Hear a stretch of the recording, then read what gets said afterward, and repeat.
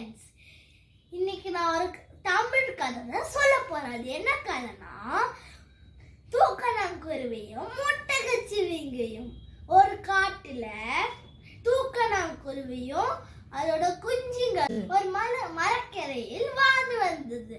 ஒரு நாள் அங்க ஒரு ஒட்டகச்சிவிங்கி களைப்பா இருக்குன்னு மரத்தடியில தூங்கலான்னு வந்துச்சு. அப்போ தூக்கணாங்குருவியோட குஞ்சுகள் கீச் கீச் கீச்சுன்னு கட்டிக்கிட்டு இருந்துச்சு.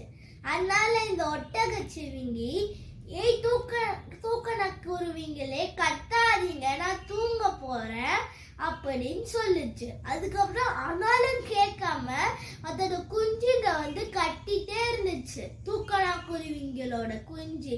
அதுக்கப்புறம் அந்த ஒட்டகச்சிவிங்கி தூக்கணாங்குருவியோட குஞ்சுங்க இருந்த மரக்கிளைய நல்லா ஆட்டுச்சு.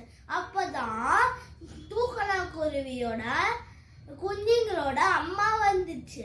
அது சொல்லிச்சு, ஏன் என்னோட பசங்களை இப்படி ஆட்டுற, அவங்களாம் பயப்படுவாங்க அப்படின்னு சொல்லுச்சு. அதுக்கப்புறம் ஆனாலும் கேட்காம ஒட்டகச்சிவிங்கி இன்னும் நல்லா ஆட்டுச்சு.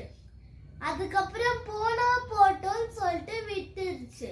அதுக்கப்புறம் அந்த ஒட்டகச்சிவிங்கி தூங்கிடுச்சு. அந்த மரத்து பக்கத்துல ஒரு குளம் இருந்துச்சா.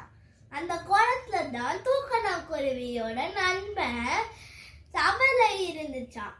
இந்த தூக்கணாங்குருவி சொல்லுச்சான் தவளை கிட்ட, தவளையே, ஒரு நாள் என் மரத்துல குஞ்சுங்க இருந்துச்சு, அப்போ ஒரு ஒட்டகச்சிவிங்கி தூங்குறேன்னு சொல்லிட்டு எங்களோட கிளைய ஆட்டுச்சு அப்படின்னு சொல்லிச்சான் தூக்கணாங்குருவி. அதுக்கு தவளை சொல்லிச்சா, இதே மாதிரிதான் ஒட்டகச்சிவிங்கி குளத்துலதான் தண்ணி குடிக்க வர. அப்போ என்னோட நண்பர்கள் எல்லாம் மெரிச்சிட்டு போயிரும், அதெல்லாம் தேனி கேட்டு தெரிஞ்சுச்சான் பக்கத்துல. அதுக்கப்புறம் தேனி சொல்லுச்சான், என்னையும் இந்த மாதிரிதான் அது பண்ணும், என் கிளையும் இப்படிதான் ஆட்டும் அப்படின்னு சொல்லிச்சான் தேனி. அதுக்கு 3 பேரும் திட்டம் போட்டாங்களாம். திட்டப்படி 3 நண்பர்களும் போய் ஒளிஞ்சுக்கிட்டாங்க. அப்போ குருவி சிக்னல் கொடுத்தனே 3 பேரும் வெளியில அவளை சவுண்ட் விட்டுச்சு. அதுக்கப்புறம் தேனி ஹொய் ஹொய் ஹொய்னு சவுண்ட் விட்டுச்சு. அதுக்கப்புறம் குருவி கீச் கீச் கீச் கீச் சவுண்ட் விட்டுச்சு. அதுக்கப்புறம் சிவிங்கியால உங்க 3 பேர் விடுற சவுண்ட பொறுத்துக்கவே முடியல. அதுக்கப்புறம் எழுஞ்சி சொல்லுச்சா, எதுக்கு இந்த மாதிரி கட்டிக்கிட்டு இருக்கீங்கன்னு. அதுக்கு 3 பேரும் சொன்னாங்களா, நீயும் எங்களை இந்த மாதிரி தானே பண்ற அப்படின்னு சொன்னாங்களாம்.